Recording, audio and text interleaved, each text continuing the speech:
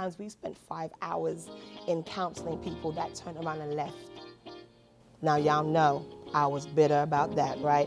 But, you know, I'm healed now. I'm good. Praise the Lord. But it's just moments where, you know, people forget you're human too.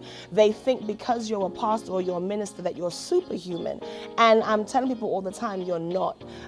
Life happens to you. And one of the things I want to say, even in this documentary, is, you know, if you do go to a church, always remember that that pastor or that minister or that elder actually have a life outside of church that can be going wrong. Like, there was times in our lives where we didn't have food in the cupboard, but we were praying for someone else. Let's be real. There were times that the salary that my husband came in on couldn't keep a family of 5. It just couldn't.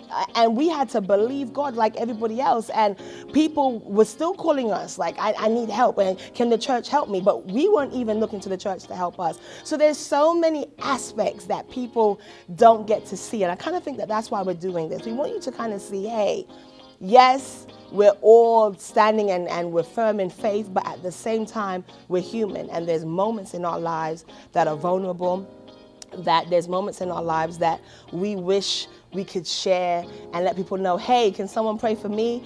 You know, there's just a lot, but Sundays are deep. And now I love Sundays. It's one of my favorite days of the week, but that's because I reprioritized mine and God's relationship.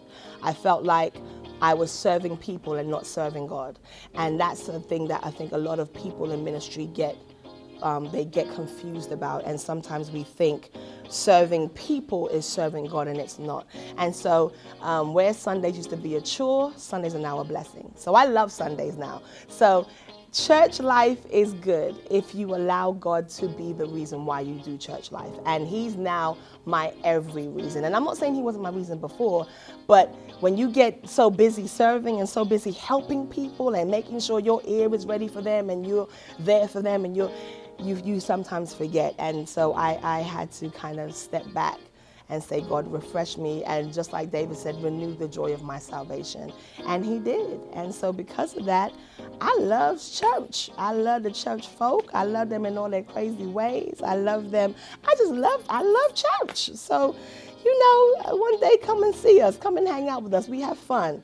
And yeah, so that's church life. It's has its ups and downs, but overall, when God is the center, you remember why you're doing what you're doing, and you remember who you are in that moment. And so, yeah, so church life is good.